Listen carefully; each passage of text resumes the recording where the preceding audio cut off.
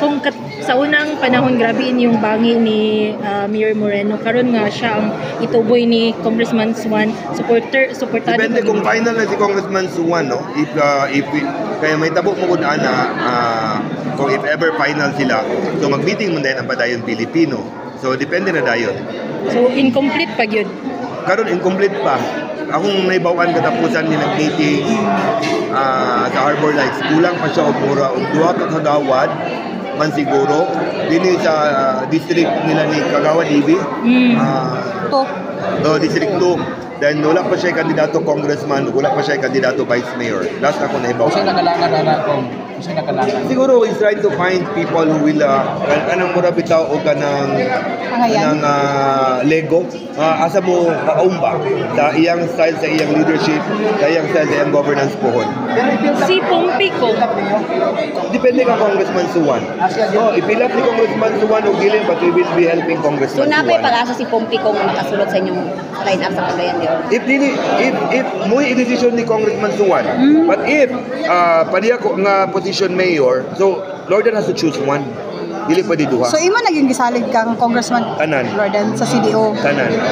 Ngano man ko imo isalig tanan sa He is the highest Padayon Filipino holding public office in the city of Cagayan de Oro.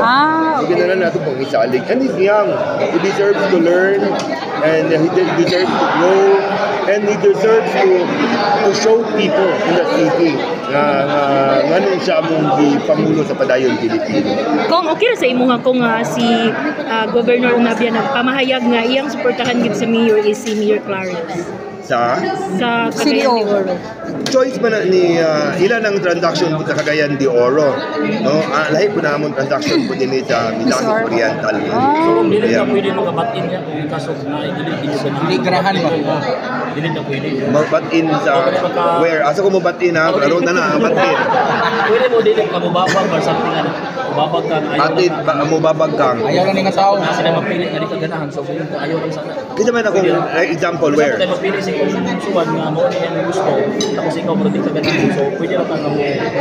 Dili pod fair kang Congressman Suwan nga gisaligan nato siya nga siya magpili unya. Kuna siya pili unya daw dili, di ba?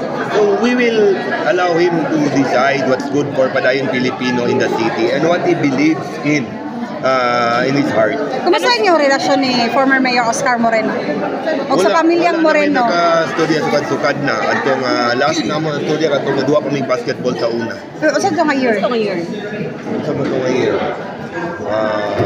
Governor man siguro siya niya, mayor ko. 99. Almost 1 decade? Basin. Nana siguro. So preparado na baka kung magtagbo ang inyong dalan otro? Preparado mo dyan unsa? Matagbog dili, preparado mo na pirmi. Pero paano sa mag-file sa COC ninyo? Depende kang Congressman Suwan.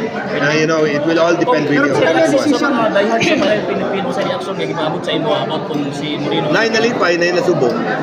Okay, ang uban nalipay sila kaya nakaangkon si Congressman Suwan og ligon nga kauban. Pero ang uban pod nasubok kay di pa nila mahikalimtan kung unsay gibuhat ug nahitabok sa mga milabay. Unsay mas dagan ang nasubo o ang mas nalipay?